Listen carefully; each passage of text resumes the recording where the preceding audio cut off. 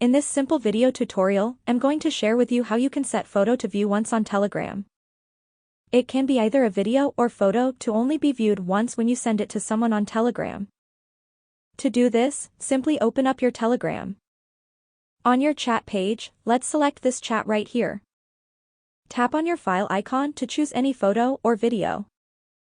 Let's say this photo right here. Make sure to not select like this. If done that way, it will get sent as it is. To get the option of view once, you will just tap on the photo. The options will appear in this format. Tap right here to set your photo to be view once. You can also choose other options such as your photo to not be deleted. You can also choose any duration you want them to view your photo. That's the same way you also set your video to be viewed once. If you have any questions, just let me know in the comments section down below.